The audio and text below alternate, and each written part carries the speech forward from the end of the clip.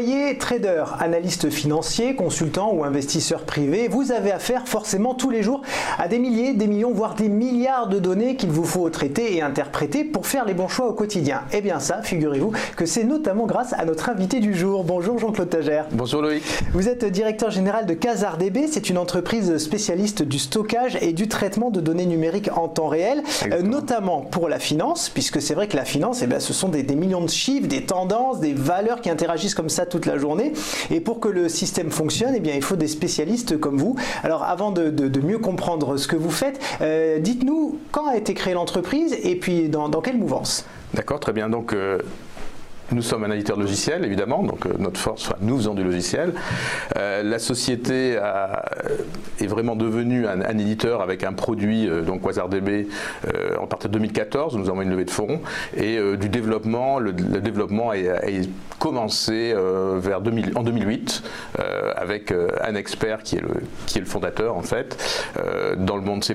Il est un des gourous internationaux de ce domaine-là, puisque, comme vous avez bien dû le comprendre, quand on parle donc de stockage et d'accès en temps réel à des milliards et des milliards de données, il faut savoir optimiser et donc être vraiment très proche de ce qui se passe dans un ordinateur de façon à pouvoir optimiser au maximum, et c'est ce que nous savons faire en fait. Alors justement, pour que ce soit très concret pour nos téléspectateurs, comment ça fonctionne? C'est quel type de données? Comment vous les stockez? Et puis surtout, comment vous les restituez et pour quel motif? Exactement, très, très bien.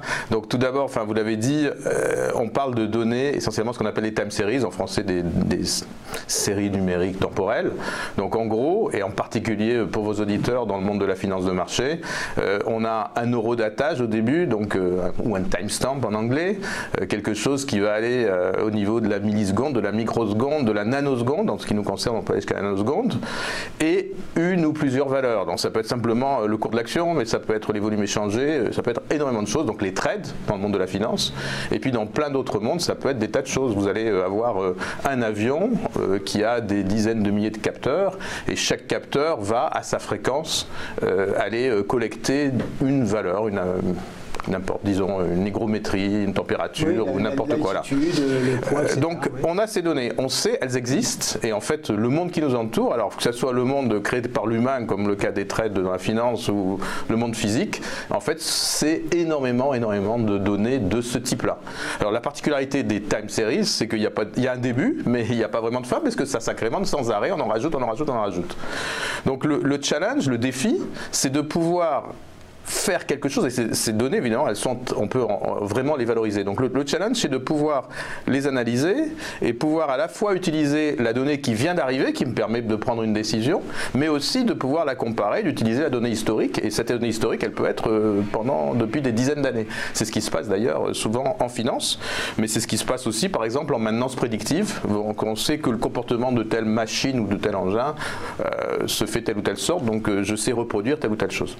Donc le challenge, c'est de pouvoir, avec un ou plusieurs serveurs, utiliser ces données en temps réel. Oui, parce que certaines entreprises aujourd'hui fonctionnent avec beaucoup de logiciels empilés les uns sur les autres. Du coup, c'est très compliqué à manœuvrer évidemment. Donc vous proposez une solution un peu globale. Exactement. Parce que la solution classique, c'est de dire j'ai toutes mes données historiques quelque part, et puis je traite en temps réel, donc en mémoire, pour ceux qui connaissent un peu l'informatique, je traite ce qui vient d'arriver, et puis j'utilise un peu quelques petites choses du passé. Non.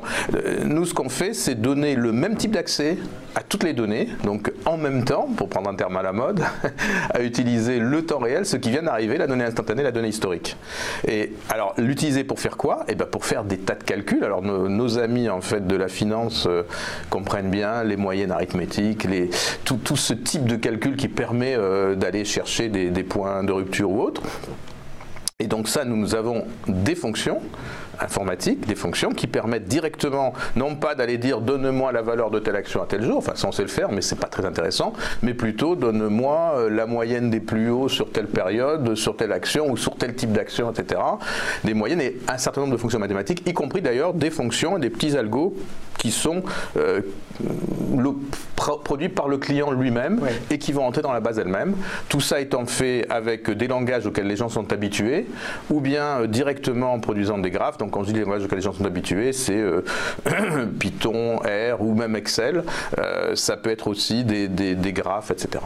Alors en quoi c'est important pour des entreprises financières ou autres d'avoir accès justement aux deux aspects, c'est-à-dire le temps réel mais aussi cet historique? C'est un vrai avantage compétitif. En fait, souvent les gens pensent que voilà, bon, bah, je fais avec ce que j'ai, je fais avec le temps réel, je fais de l'intraday et j'ai mes données intraday, un point c'est tout. Mais non, il y a énormément à utiliser de l'information précédente. Il peut y avoir aussi, si je veux créer mon algorithme, donc quand je suis dans la très haute fréquence, je vais faire un nouvel algorithme, je vais essayer de le tester, je vais faire du backtesting. Bon, bah, il va falloir que je le reproduise, que je vois tout ce qui s'est passé dans le passé. Mais quand je fais ces constructions-là, c'est du temps réel, le monde évolue.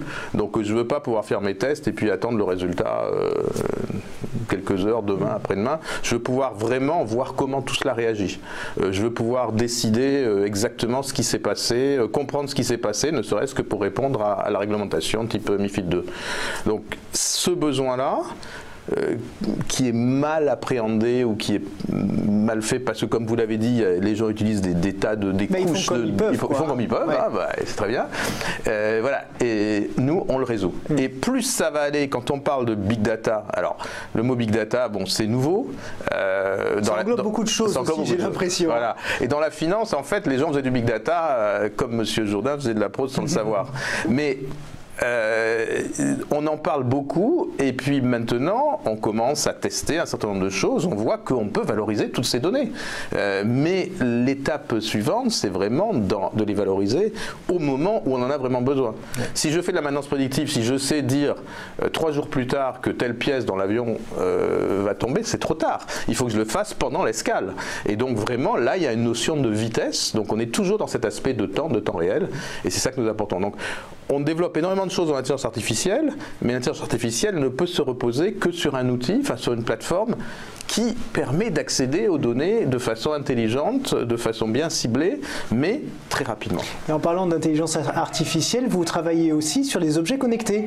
Absolument. Alors, notamment du feedback produit, etc. On retombe exactement là-dessus, c'est-à-dire que les objets connectés, c'est souvent à la limite que des capteurs, quelque part. Donc on va pouvoir recevoir toute cette information-là et la traiter, faire prendre les bonnes décisions, faire prendre la bonne visualisation. Mais aussi, comme notre produit, bon, il est justement pas une série de couches, mais c'est un produit autonome et très optimisé. Donc il peut aussi tourner dans un tout petit objet connecté. Et donc on peut avoir une petite base dans un objet avec donc toutes les fonctions dont on a parlé qui sont plutôt dans le cas de la finance par exemple au niveau de data center. Et ça peut permettre quoi justement aux industriels de ce marché-là? Alors dans l'industriel, bon, on va retomber sur la maintenance prédictive dont on parlait tout à l'heure, mais on peut parler aussi de l'optimisation de ce qui se passe sur une chaîne, le contrôle qualité en continu qui va me permettre de pouvoir prendre des décisions.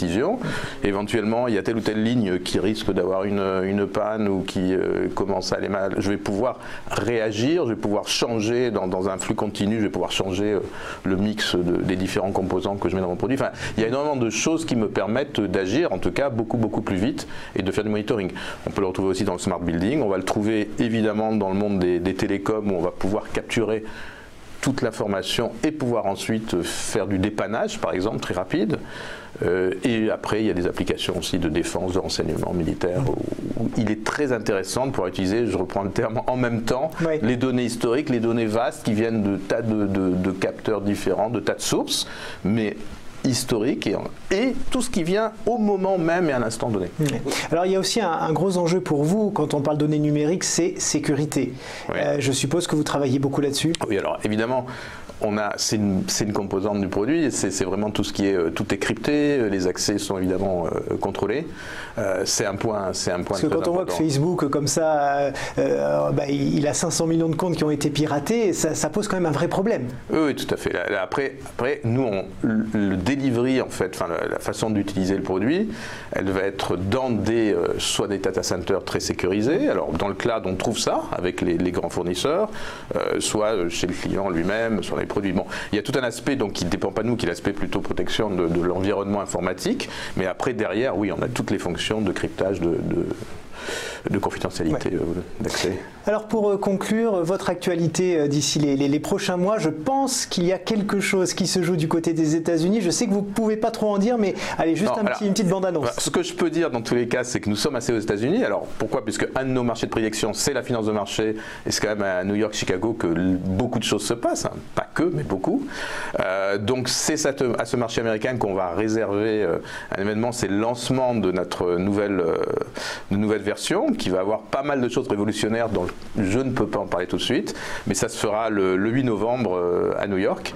Et là, on va vraiment annoncer quelque chose qui, même on était déjà très révolutionnaire et disruptif, là, il y aura plus photo, quoi. Ouais. D'ailleurs, vous avez été lauréat d'une sorte de concours qui s'appelle Impact 2017. Oui, c'est ça qui vous a aidé en fait à mieux vous implanter sur le marché. Absolument. C'est Business France en fait qui nous a sélectionnés avec quelques autres startups et qui nous a accompagnés pour mieux comprendre en fait le marché américain.